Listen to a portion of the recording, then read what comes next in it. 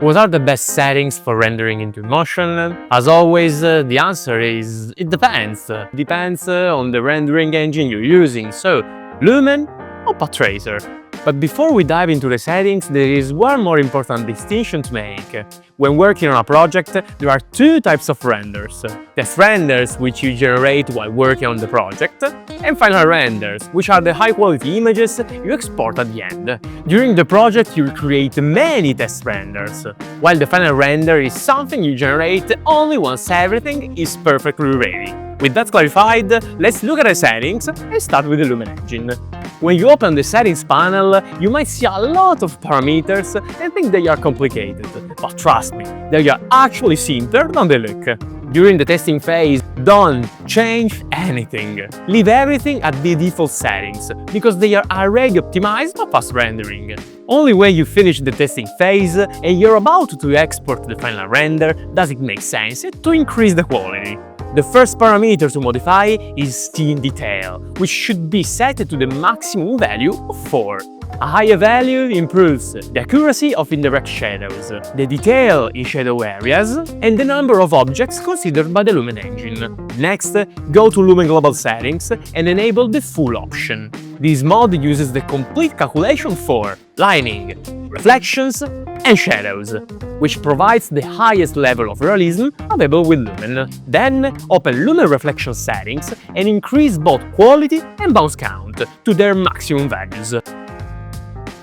Quality controls the overall quality of reflections and reduces noise on reflective surfaces. Bounce count controls how many times light bounces within the scene. Higher values will result in better final image quality.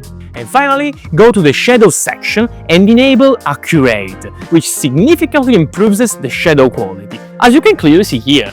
However, remember one important thing.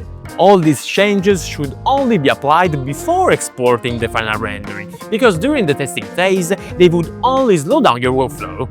And now let's talk about the Path Tracer, where things are actually a bit simpler. During the test renders, I recommend exporting using low or medium quality. This way, the renders are generated in just a few seconds, allowing you to run as many tests as you want without wasting time. Of course, these images will appear less detailed, slightly blurry, and noisier. But that's completely normal. The reason is that the engine didn't have enough time to fully calculate the image. And when you're ready for the final render, open the Details menu and manually adjust two key parameters: samples per pixel and max bounces. The most important one is samples per pixel, because it directly determines the quality of the final image. The higher the value, the cleaner and more detailed your render will be. Max bounces instead defines how many times a light can bounce within the scene. For max bounces, values between 10 and 15 actually work best.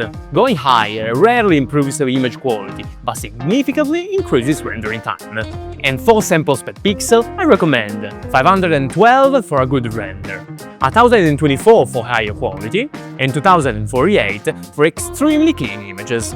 Just keep in mind that increasing these values will dramatically increase the rendering time. And another important detail concerns the numbers you use.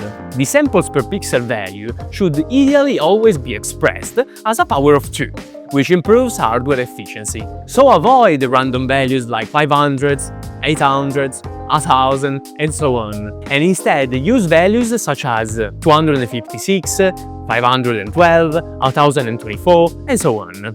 And finally, there is one last parameter that affects both Lumen and Path Tracer: image resolution. In fact, if you want even more detail in your final image, you can double the render resolution. This will significantly improve rendering quality, but it will also increase rendering time. At this point, you're ready to render your project with the best possible quality settings. However, if you're using Lumen and you notice small artifacts on surfaces, such as flickering, I recommend watching this video. In it, I show you how to completely eliminate flickering from your renders.